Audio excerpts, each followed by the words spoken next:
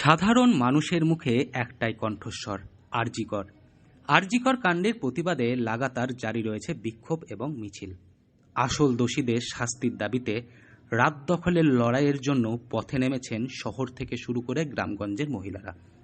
রাত্রিবেলায় মহিলাদের সুরক্ষা দিতে হবে, এই দাবি নিয়ে কখনো মশাল মিছিল, কখনো আবার মৌন মিছিল, আবার কেউ কেউ মোমবাতি মিছিল করে প্রতিবাদ জানাচ্ছেন।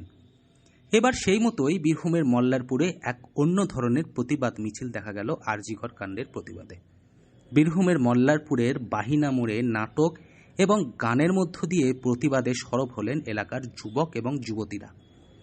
কেউ হাতে গিটার নিয়ে প্রতিবাদমূলক গান গাইছেন, আবার অন্যদিকে মহিলারা নাটক দেখিয়ে প্রতিবাদ করছেন। এই প্রতিবাদ মিছিলে প্রায় কয়েক হাজার মানুষজন অংশগ্রহণ করেন।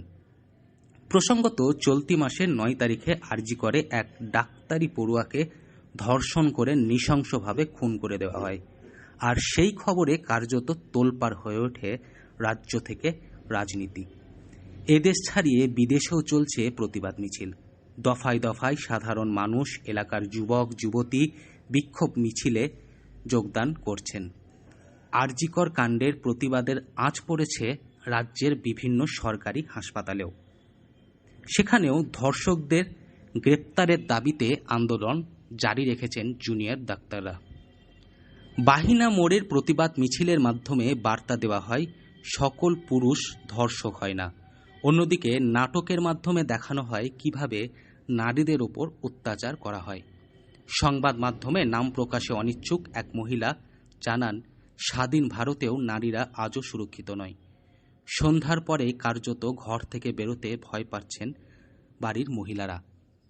বাড়ির মেয়ে যতক্ষণ বাড়ি না ফিরছেন ততক্ষণ চিন্তায় থাকছে বাড়ির সদস্যরা। তাই অবিলম্বে আসল যারা দোষী তাদেরকে গ্রেপ্তার করে নারীদের সুরক্ষিত করতে হবে, আর এমন শাস্তি দিতে হবে যেন আর কেউ এমন কাজ করার সাহস না পায়।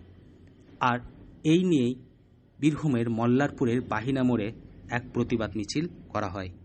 বীরভূম থেকে সৌভিক রায় রিপোর্ট, লোকাল 18 বাংলা।